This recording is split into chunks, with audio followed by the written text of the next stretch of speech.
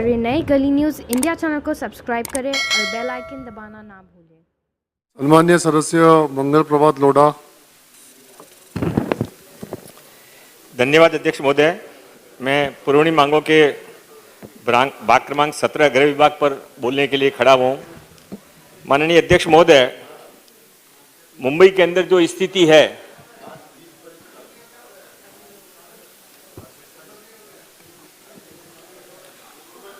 माननीय अध्यक्ष महोदय, मुंबई के अंदर आज जो स्थिति है उसमें शिवाजी महाराज का वंशज, महाराष्ट्र का हिंदू, मुंबई में रहने वाला हिंदू अपने आप को ठगा हुआ, डरा हुआ महसूस कर रहा है।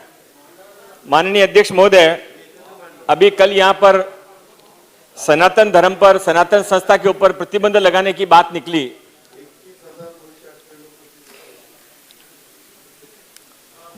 माननीय अध्यक्ष महोदय, सनातन संस्था के ऊपर जो प्रतिबंध लगाने की बात करते हैं, उनको क्या कभी रजा अकेडमी का ख्याल भी आता है? आपण बाब क्रमांक सांगितला पाहिजे। हाँ, सांगितला अध्यक्ष महोदय। गृह विभागची भाग क्रमांक 17 जनरल विषय। माननीय गृह मंत्री जी, एक बार बोलने का मौका मिलता है, बोलने दीजिए। आप क्या करेंगे नहीं करेंगे आपकी इच्छा है। हाँ, आपको पता रहता है, आप क्या बोलने वाले हैं मुझे भी पता रहता है और पूरे महाराष्ट्र को भी पता रहता है। माननीय अध्यक्ष महोदय, सनातन संस्था के ऊपर कल जो प्रतिबंध लगाने की बात कर रहे थे, उनको माननीय अध्यक्ष महोदय कभी यह भी ख्याल आता है कि बंगाल के अंदर एक घटना होती है, उसके अंदर से बंगाल विरोध के अंदर भारत में कहीं पर कुछ नहीं होता, पर महाराष्ट्र के अंदर जगह जगह जुलूस निकाले जाते हैं। और ये जुलूस निकालने वाले कौन है? रजा अकेडमी के लोग हैं, जमात के लोग हैं। सनातन संस्था पर प्रतिबंध लगाने वालों के मन में, उनके मन का हिंदुत्व कभी ये नहीं जागा कि पहले जमात के ऊपर प्रतिबंध लगाया जाए, पहले रजा अकेडमी के ऊपर प्रतिबंध लगाया जाए।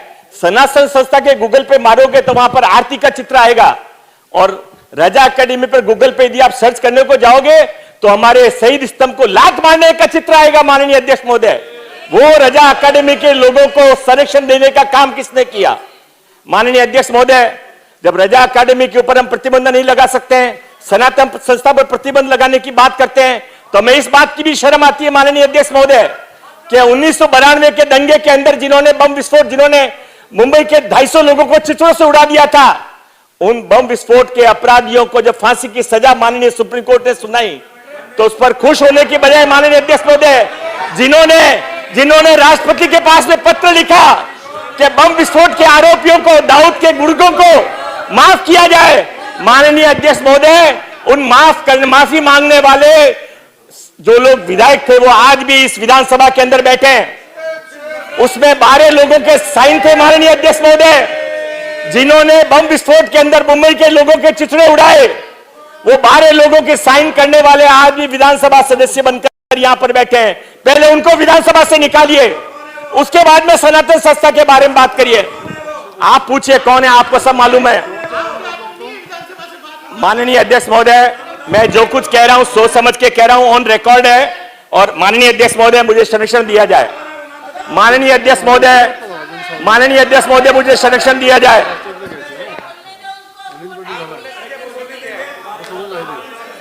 बोलेंगे, जोर से बोलेंगे और आपको सुनना पड़ेगा। जो हिंदू हित की बात करेगा वही देश पर राज करेगा।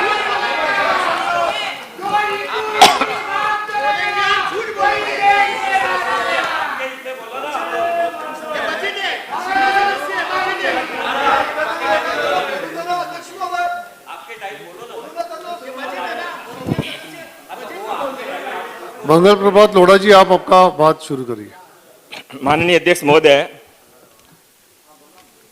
महाराष्ट्र के अंदर, मुंबई के अंदर यदि मुंबई के लोगों के रहने की संस्कृति का सम्मान नहीं होगा, संरक्षण नहीं होगा, तो विधानसभा के सदस्य के नाते हमारी जिम्मेदारी है कि उसके बारे में सर्वोच्च सदन में अपनी बात रखें। माननीय अध्यक्ष महोदय, कोरोना का काल चल रहा है। कोरोना के काल के अंदर यदि किसी को नवरात्रि की देवी को ले जाना है तो उसके ऊपर संख्या का प्रतिबंध है। गणपति मंडल के समय, विसर्जन के समय संख्या पर प्रतिबंध है। जुलूस के ऊपर प्रतिबंध है। यह साल में एक बार होता है, पर हर शुक्रवार को पूरी रोड के ऊपर नमाज के नाम पर बंद कर दिया जाता है, उसके बारे में कोई प्रतिबंध नहीं है। सुप्रीम कोर्ट का आदेश होने के बाद, हाई कोर्ट का आदेश होने के बाद, माननीय अध्यक्ष महोदय, आप विषय पे बात करिए। मैं विषय पे बात करूं माननीय अध्यक्ष महोदय। इससे ज्यादा संस्कृति बचेगी तो देश बचेगा, देश बचेगा तो आप और हम बचेंगे। नहीं तो जो कश्मीर के अंदर हुआ, जो आज बंगाल के अंदर हो रहा है, वो कभी महाराष्ट्र में नहीं हो। माननीय अध्यक्ष महोदय, मैं आपसे निवेदन करना चाहता हूं, माननीय गृह मंत्री से निवेदन करना चाहता हूं आपके माध्यम से कि ये जो सेंसिटिव सब्जेक्ट है, आप इसको समय रहते हुए इस नब्ज को पहचानिए। माननीय अध्यक्ष महोदय, छोटी छोटी बातें हैं पर अंदर बहुत बड़े बड़े बम छुपे हुए हैं। माननीय अध्यक्ष महोदय, कभी मुंबई के अंदर सारी अपनी मछली बेचने का व्यवसाय किसके पास में था? कोली महिलाओं के पास में था, 90%।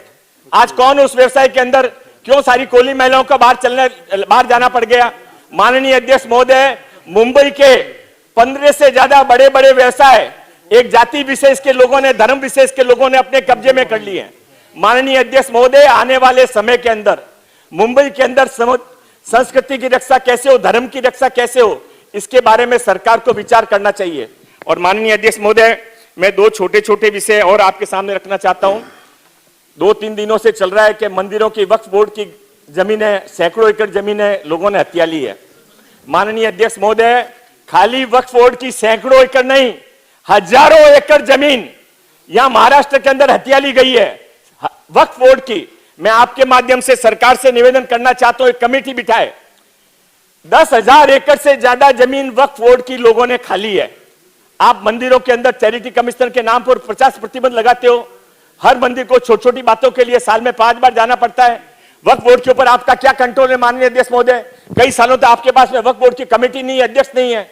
मेरा आपके माध्यम से माननीय गृह मंत्री से निवेदन है कि वक्फ बोर्ड के अंदर जितनी जमीनों में पिछले 15 सालों से घोटाला हुआ है, उसके बारे में एक कमेटी बिठाई जाए। और मेरा अंतिम निवेदन माननीय अध्यक्ष महोदय, हाउसिंग मिनिस्टर से भाग 26 के रूप में 26 पे अपनी अंतिम मांग रखना चाहता हूं। एसआरए के अंदर जो जो नई बिल्डिंगें बनती है माननीय अध्यक्ष महोदय, कोई बिल्डिंग में पार्किंग की व्यवस्था नहीं होती है।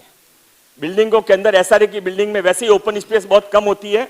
मैं माननीय हाउसिंग मिनिस्टर भी यहाँ पर भी बैठे हैं, माननीय आदित्य ठाकरे जी भी बैठे हैं, उनसे मैं निवेदन करना चाहता हूँ कि आप काफी आपने नए प्रोविजन लाए हैं, पर सारे एसआरए की बिल्डिंग्स के अंदर आप स्कूटर 2 व्हीलर पार्किंग का, 4 व्हीलर पार्किंग का अभी वो समय चला गया कि उनके पास में गाड़ियां नहीं होती। अभी हर घर में गाड़ियां होती है, हर घर में स्कूटर होता है।